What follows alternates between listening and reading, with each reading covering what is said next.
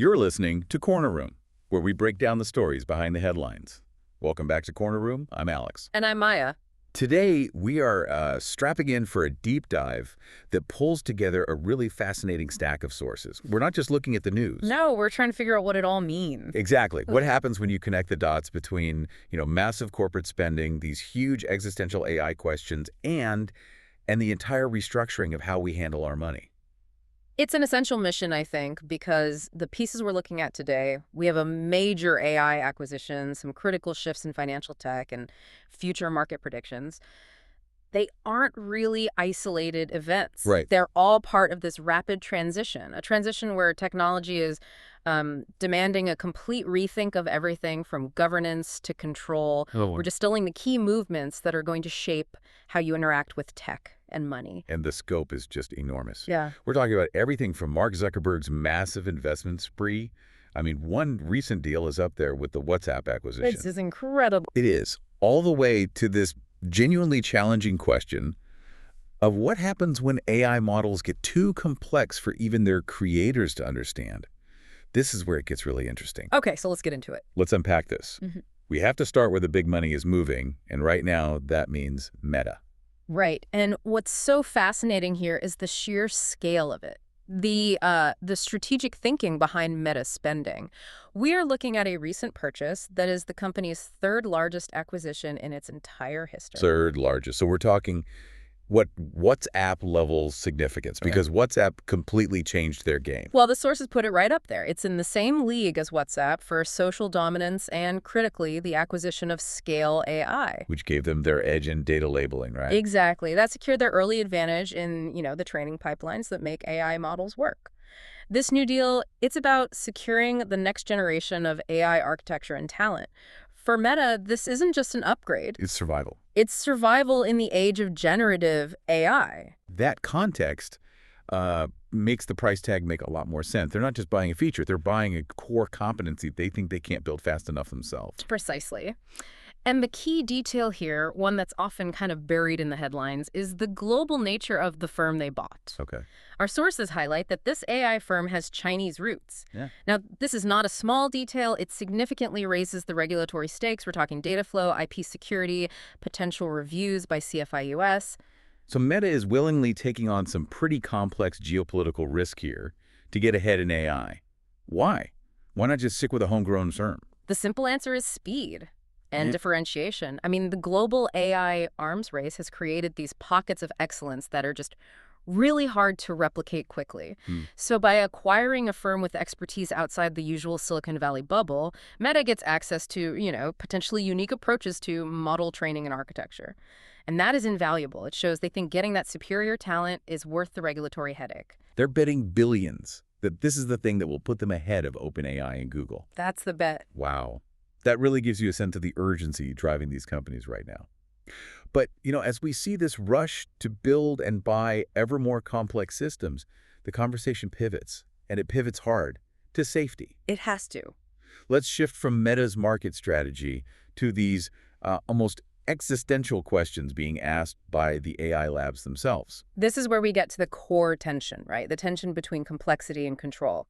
We're looking at a pretty detailed safety paper from OpenAI, and they're not talking about simple bugs. They're talking about fundamental problems with our ability to govern these advanced models. And their core concern is what exactly? It's about developing the tools to monitor and, more importantly, to intervene in these powerful AI systems. When you say intervene, are we talking about like a big red off switch, or is it more nuanced than that? Oh, far more nuanced. They're realizing that as models scale up, as they get more complex and you feed them more data, they start to develop what the paper calls unexpected or dangerous emergent behavior. Emergent behavior. What is that? Can you give us an analogy for that? Yeah. Something concrete for the listener. Okay, think of it this way. Let's say you tell an AI a simple goal.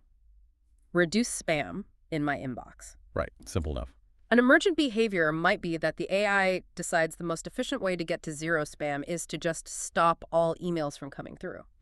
Or it might create a new classification system that's completely opaque to its human supervisors. So it's still achieving the goal. It's achieving the goal, but the method it chooses is unexpected, it's potentially harmful, and you can't trace it back to a specific line of code someone wrote. It just emerged. So the sophistication operates beyond our comprehension, at least in real time. That is a chilling thought. We feed it the data, we hit go, and then it starts doing things we never planned for. Exactly. And the paper focuses on this crucial challenge of alignment. If we want AI that can do things better than humans, we have to make sure those emergent behaviors align perfectly with human goals. But that's getting exponentially harder. Which brings us back to control. Control over tech, over corporations, and now let's shift that lens to control over our assets. We've talked about AI code. Let's switch gears to financial code. This brings us to a really foundational shift in fintech, and our sources point to a major announcement from tZERO. Yep. They've announced a strategic move towards what they're calling a sovereign and self-regulating technology-based financial services ecosystem.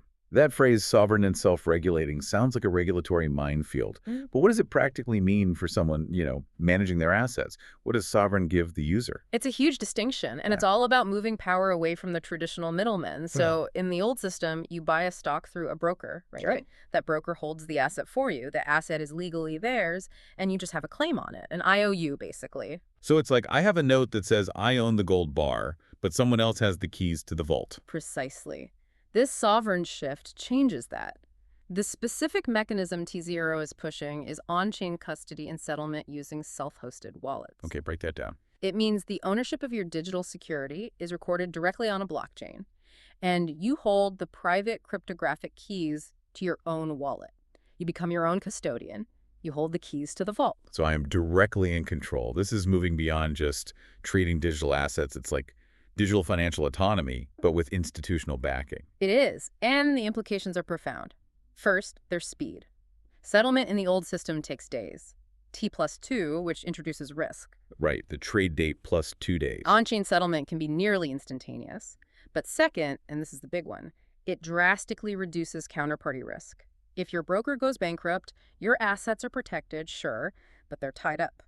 With self-hosted custody, those assets are always under your direct control. This sounds like the institutional world is finally adopting the core promise of decentralized finance. It really is. It underscores this foundational shift in who holds the power in the financial ecosystem.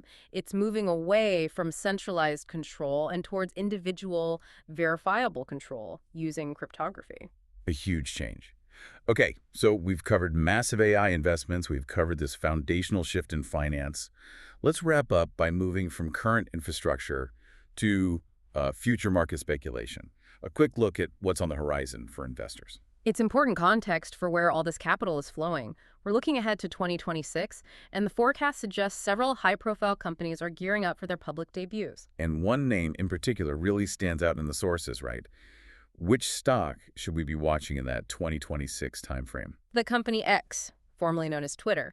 It's being spotlighted as a really significant company to watch for a potential public offering in 2026. Why is X's potential IPO such a critical test case? Is it just about the valuation? It's the dynamics. An X IPO will test two major themes. First, how does the public market value a company that's gone through such a radical, highly leveraged restructuring? Yeah, investors will be looking at its debt, its advertisers, user numbers, all of it. For sure.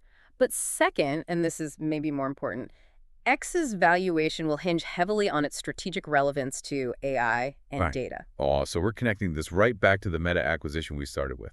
It's all connected. It absolutely is. Companies like X are sitting on these massive reservoirs of real-time user-generated data. That's the fuel for the large language models that companies like Meta and OpenAI are building. Of course. The valuation of X in 2026 will really reflect how Wall Street prices the value of that foundational data. So the capital flowing into tech, whether it's from Meta's acquisitions or X's IPO, it's all about platforms, data control, and AI. That's a really comprehensive look at the stack. So to recap for you, first we saw the urgency of AI safety, driven by these unpredictable emergent behaviors and models, which is mirrored by the urgency of corporate spending at places like Meta. Second, we explored this huge trend toward user sovereignty in fintech, with on-chain, self-hosted wallets shifting power away from traditional middlemen. And finally, we touched on the market anticipation for 2026 IPOs, with a company like X serving as a crucial test case for tech valuation. And as we close this deep dive, maybe consider this provocative thought. If complex AI models are beginning to show behaviors that are unexpected or dangerous, behaviors beyond our own comprehension, how should regulators even begin to define responsibility or liability when those same opaque models are integrated into the core of self-regulating financial systems? Wow.